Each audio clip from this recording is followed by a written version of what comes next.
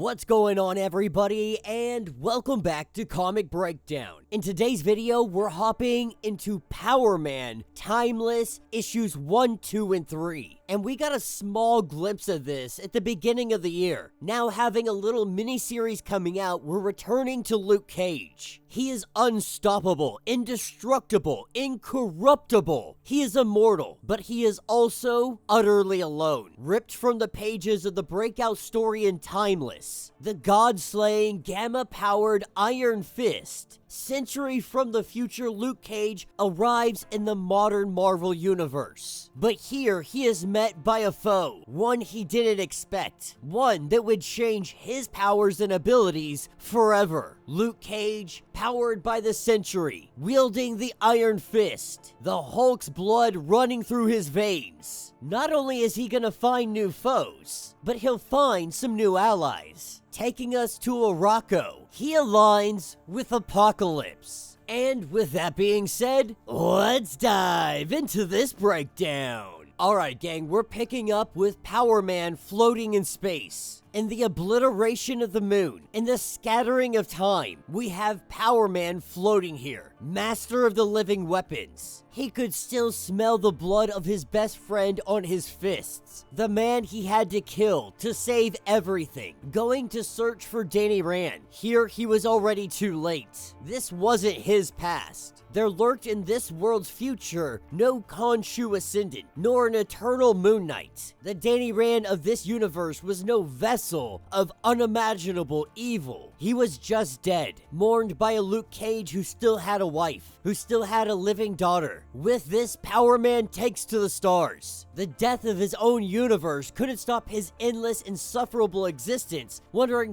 what is my purpose at this point? Why do I still live? Do I simply retreat into exile? That's what makes him think about the Hulk, about Bruce Banner. Bruce died hiding away in a rainforest, repeating a mantra of peace. Testing new deaths the Hulk never let stick until he bled into Luke's veins. The ambitious Danny Rand, the power of the dragon, worshipping a god that ate him from the inside until Luke had to punch him in the heart. Or worst of all, the lunatic Bob Reynolds, buried himself 20 feet into the earth, all to keep that unlimited solar power of the Sentry from exacting its devastating cost. But all that did was trap poor Bob with the Sentry's equal and opposite, that which took from every soul the Sentry saved.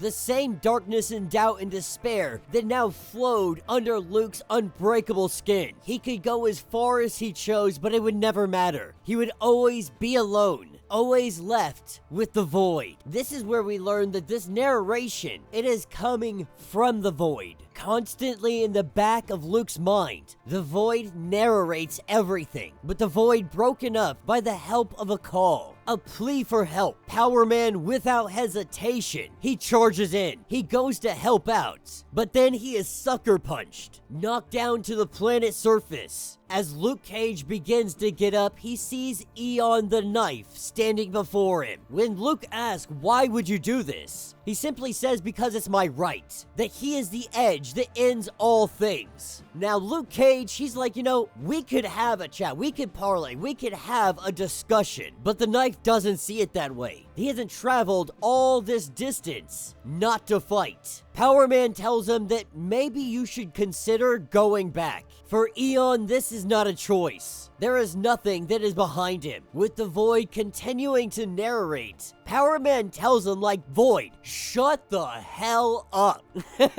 He's like, shut up, dude, stop talking. Like, I need to focus right now, and your narration isn't helping squat. Let the Iron Fist do his work. As these two titans battle, Aeon is recognizing that Power Man, he's no pushover. A fight worthy of the genetic messiah. And when the two of them collide, Aeon lets him know that I didn't need a father to teach me any lessons as you so preach. It was spoken into the very code of my blood, whispered by the mists when they were sharpened on him. The knife remains whole. He now goes to seek the next. This is where we see that Power Man has been split in two. He falls and meets his end. or at least for as long as the Immortal Hulk would let him anyway. And in the darkness, Power Man heard her, a voice calling out to him, a heroine coming to his aid. As he begins to heal, he thinks that it's been years since he's seen the Green Door. Luke Cage had forgotten the terror of dying as the Hulk, the shame of being exiled even from eternal rest. Such was the monster he became. As Luke starts to come to, seeing this person before him, she introduces herself as Ever, aka the Eversight. She informs him that he's the first person to ever step foot in this place from Earth. First person to ever see this place. This is because he tried to save her, and in an attempt to do so, this is their thanks. Going on to explain that people of Earth think this place a great and ever-roiling storm, the planet of Jupiter. But nobody thought of what is in the eye of that storm. And what is in the eye is the celestial heart. This is where Ever spends all of her time. As they have this conversation, the celestial heart talks directly to Power Man. And he knows that nothing is for free, so you gave me a place to lie low. What's the end game here? What's in it for you? What is the catch? But Ever says that I'm only giving you a warning that being you encountered above this planet is neither dead nor gone. They are an unending power, a cosmic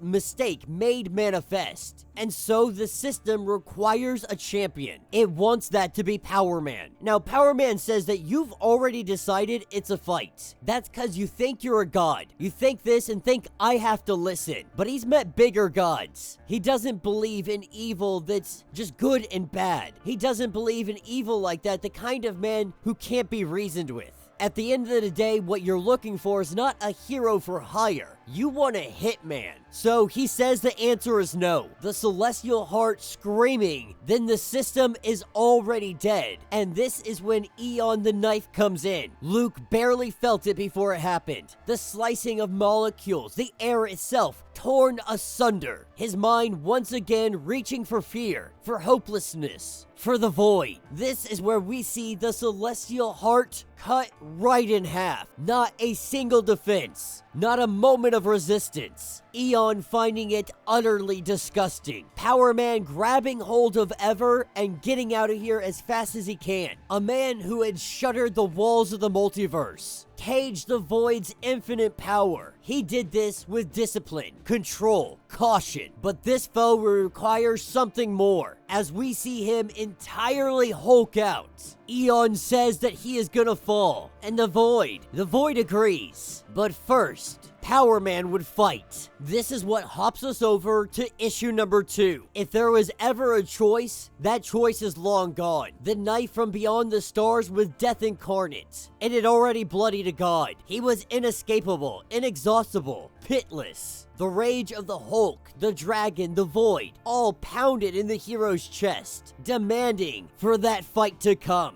What choice was left was no choice at all. With a thunderous clap, we see the Hulk subside a little bit in Luke Cage. He tells Aeon that it doesn't have to be like this. That he knows better to accept a fight when we can talk like men. And it's not that I fear your power, I have the power of 1,000,000 exploding suns. You should be terrified. Now, I don't know the first thing about you. Only thing he's got so far is that some self-important god machine, the one you just killed, was scared of you. And the main thing I know about him is that he abducted a girl and made her love him. So if you have a grievance, I get it. But let's find another way. Aeon doesn't want to hear any of this. Telling him straight up, like, you're talking to me like we're equals. Is this what puts you at hesitation? Perhaps you're thinking this man from the stars is like me, but his suffering began on his world when he was young. A nameless sapient child taken up by the Kree, made to walk in the mist. We all know what this means. He's referring to the Inhumans. He had been reborn when his power became manifest, when all things, even the very fabric of space-time, could be cut by the mere touch of his skin. The Kree claimed him as their own. They knew power when they saw it. The armor wasn't for his protection, it was for theirs. He was their destroyer. Entire worlds fell. He was the instrument of the genetic messiah. So when you look in the face of Aeon, when you see the knife, Tell me, Luke Cage Power Man, do you see a hero? What he saw was a heartless experiment, one that turned a boy into a weapon, a man who lived his entire life without the touch of another, except those he exterminated for his masters. A system that caged him, that would seek to control him. He didn't see a hero in the man from the stars, but he did see himself. While this confrontation continues on, the Void's narration never stops. As Eversight comes flying in towards her doom, she heads directly for the knife. Power Man is telling the Void to shut up, but it's only because he knew what came next. But finally, from where his grief and pain and guilt were caged away in a prison of self-righteousness, Power Man showed their true face. Hulking out yet again, he hits Aeon. He sends him flying, crashing him down into the planet of Venus. He smashes away. He smashes Aeon into the ground. He tells him to stay down, to leave this system, or the next time we fight, I'll rip you in half. This is when Power Man flies over to the remains of that celestial heart. We have Eversight sitting here and the two of them have a conversation. She had asked him what chocolate tastes like,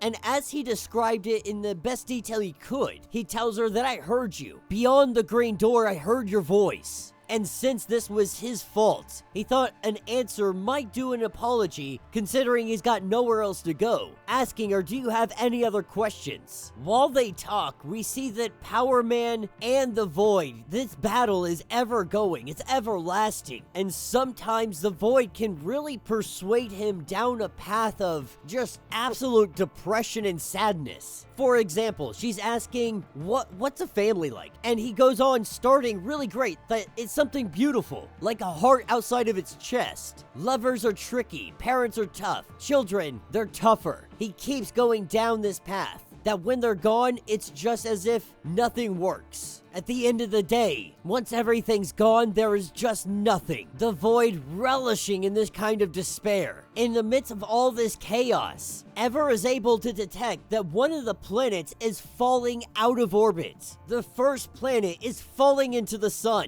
witnessing the fall of Mercury. The orbits, they shouldn't be decaying, at least for another millennia, and Eversight doesn't have the strength to save it. Though it may be an uninhabitable planet, it is still vital. The solar system, a delicate balance. This planet falling into the sun could be absolute devastation for all of Earth. Power Man jumping into action. Using his powers, he pushes this planet. Using gamma vision, gamma blasts from his eyes. He hits this planet as hard as he can, but breaking through the crust, what we see is something nobody expected. What we see is a celestial mind hiding in the planet Mercury, coming on and saying, what am I? I am that which learns and knows. I am the celestial mind, and I am my brother's vengeance. This is what hops us over to Aeon the Knife. Power Man hit him so hard, he flew all the way to Mars. Landing on the surface, he calls out for a champion. He calls out for a duel. He calls out for Apocalypse. This is what takes us over to issue number 3, a battle we unfortunately do not get to witness. But in the aftermath, what we find is Aeon the Knife, and he has defeated Apocalypse.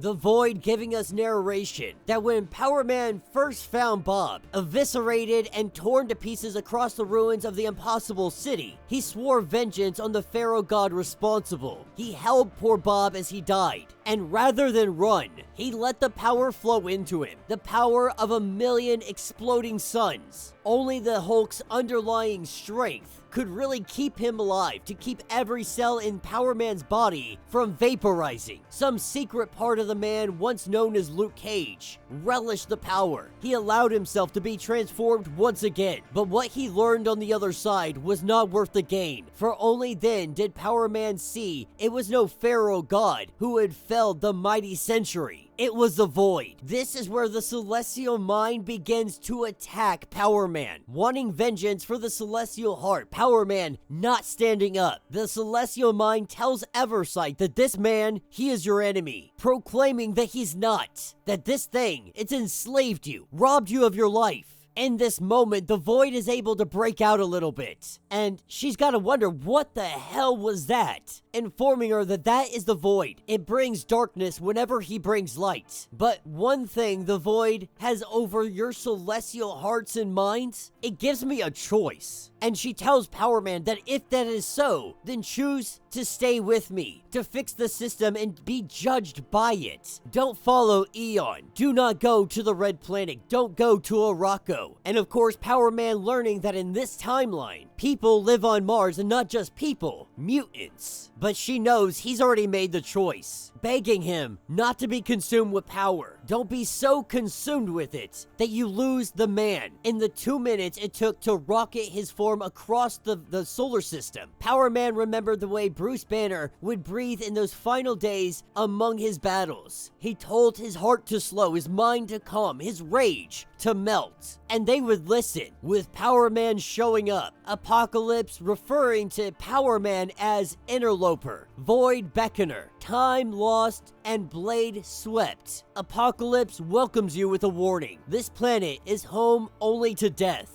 Power Man seeing that Apocalypse has run into Aeon. And he says, yeah, I did. The final victor of a struggle as old as the civilization itself. The day all wise mutants hoped would never come. The Inhumans have finally fulfilled their promise. They finally created the knife. With this, all else is in ruin. But Power Man refuses to accept this. Apocalypse believes to refuse this irrefutable is a privilege granted only to humans. Power Man had met Apocalypse once in his time, thought he looked like the most unbreakable SOB alive. And so he looks at him and he's saying, like, are you really telling me some Inhumans gonna do you what history could never do? He brings him an offer of alliance, at least unless you prefer death. But Apocalypse tells him, we're gonna make final war. But no, the Inhuman, he is not your true enemy. Power Man knows exactly what he's talking about. Apocalypse can feel it under his skin. The war between the cage and that thing that is locked away. As we jump over to the Celestial Mind, we have Ever, who is sitting here trying to talk to it. In all of its years together, the beloved heart never spoke of the mind.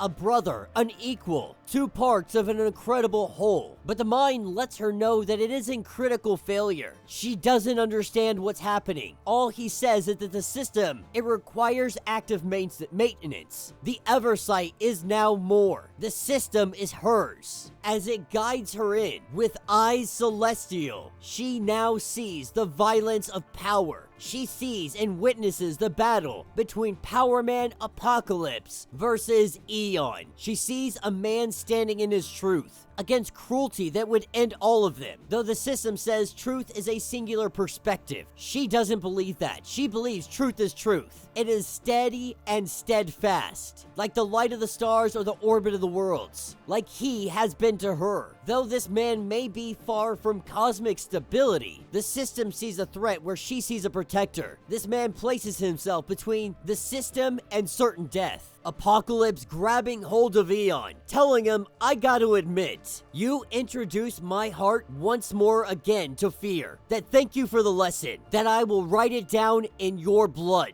I will paint this world with it, and all will know his dominion, his power. The system telling Ever that I don't fear Power Man, it's the shadow I fear. Witnessing Aeon cut away at Apocalypse, he cuts his fingers off, cuts into his chest. Apocalypse tells him that you must open the cage. He tells Power Man to hold nothing back. As Power Man's eyes turn black, we see the monster in the man. The Void is released. Ever saw with her celestial touched eyes into the heart of Luke Cage, and the Void stared back.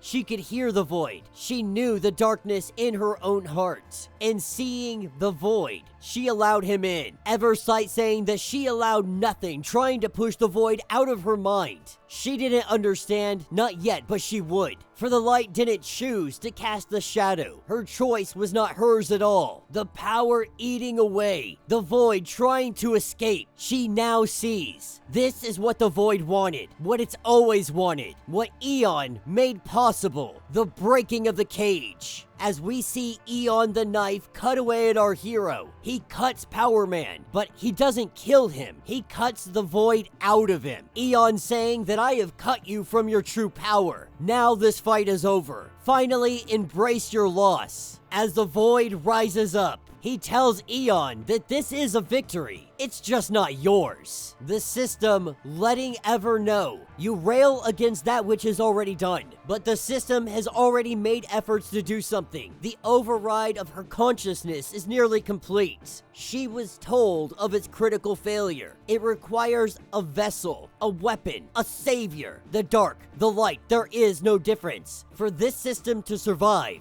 Power Man must die. And that is where this issue will end. So let me know what you guys think down in the comments. I don't care what anybody says, this was downright amazing. Not only do we have Power Man infused with the powers of Sentry, infused with the powers of Hulk, with Iron Fist, and with his own powers. He's freaking OP. But even being this powerful, the Inhumans have sent their blade, have sent their knife to cut away at humanity. What it didn't expect was to run into Power Man. But even Power Man wasn't enough to take it down. Apocalypse and Power Man together weren't enough to take down Aeon the Knife, which is absolutely crazy to think about. But also, at least we finally got a reference to Arakko. We know it exists still. We know the mutants are there. They haven't retconned that yet. They haven't changed it up yet. So, as it currently stands, Arakko exists. Apocalypse is there, getting his butt kicked by Aeon the Knife.